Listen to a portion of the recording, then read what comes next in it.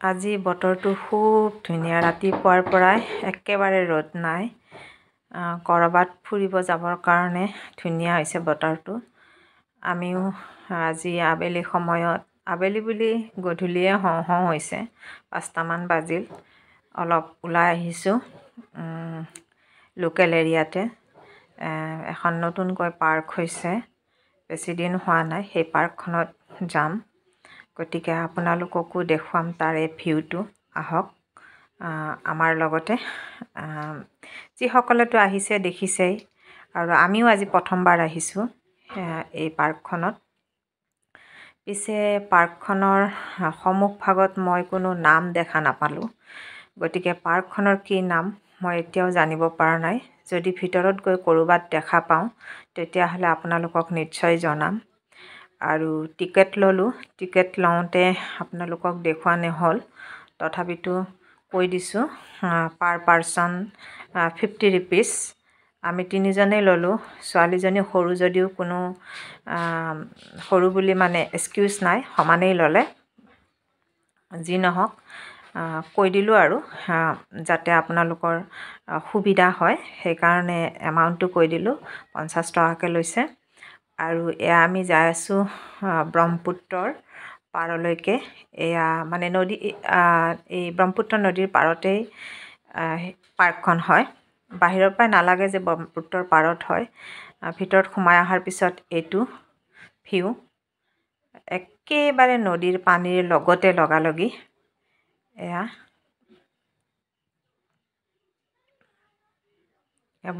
বহুত মানুহ আহিছে।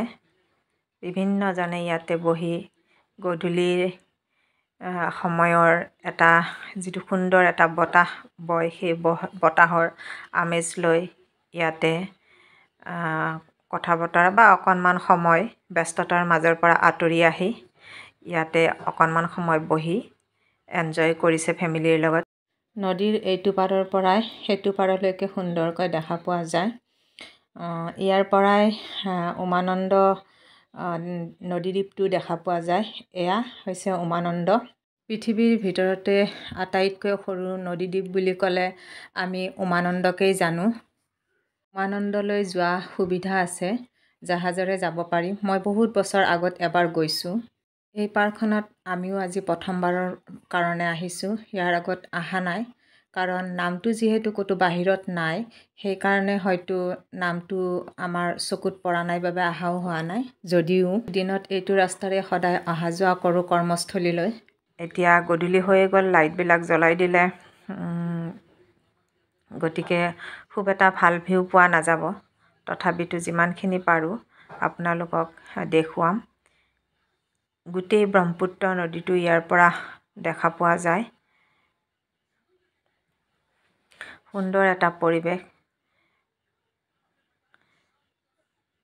ইভিনিং টাইম মানে গধূলি সময়ত যদি কিবা লৈ অহা যায়, ইয়াতেও বহি খাই গোটেই গধূলি সময়খিনি সুন্দৰকৈ কটাব পাৰি।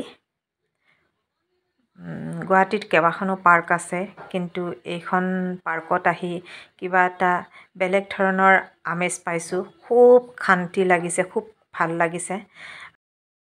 বাহিৰৰ পৰা দেখি পাৰ্কখন একেবাৰে সৰু বুলি ভাবিছিলোঁ।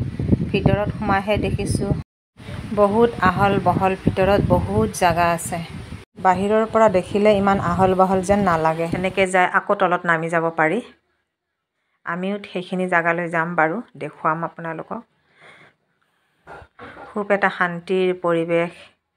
ইয়াতে আহিলে মনটো আপোনাৰ খুব ভাল লাগি যাব। যিসকলে আহিছে ভাল কথা, আৰু যিখিনি মানুহে অহা নাই এবাৰ আহিবলৈ চেষ্টা কৰিবচোন। পিছে মই এতিয়ালৈকে নামটো দেখা পোৱা নাই। মই নামটো যদি ক'ৰবাত লিখা আছে ইয়াত দেখাবলৈ নিশ্চয় চেষ্টা কৰিম। এয়া গধূলি হৈছে, গতিকে আন্ধাৰ আন্ধাৰ হৈছে। এতিয়াও পাৰ্কখনৰ কিবা কিবি আৰু বনাই আছে, বোধহয় আৰু দেখিবলৈ ধুনীয়া কৰিব বা ডাঙৰ কৰিব পাৰ্কখন। এই পাৰ্কখন আছে পাণবজাৰত, একদম কটন কলেজিয়েট স্কুলৰ অপজিট।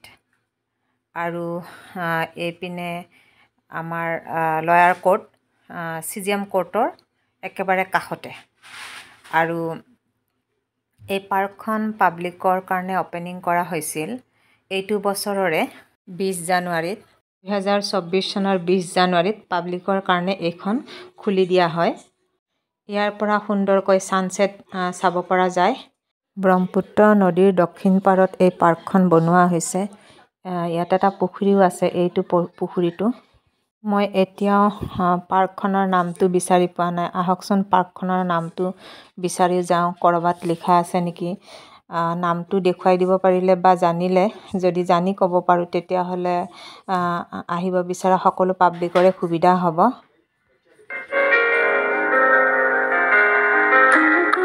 গোটেই পাৰ্কৰ ভিতৰ চৰা ঘূৰি ফুৰি শেষত নামটো পোৱা গ'ল ব্ৰহ্মপুত্ৰ ৰিভাৰ ফ্ৰণ্ট।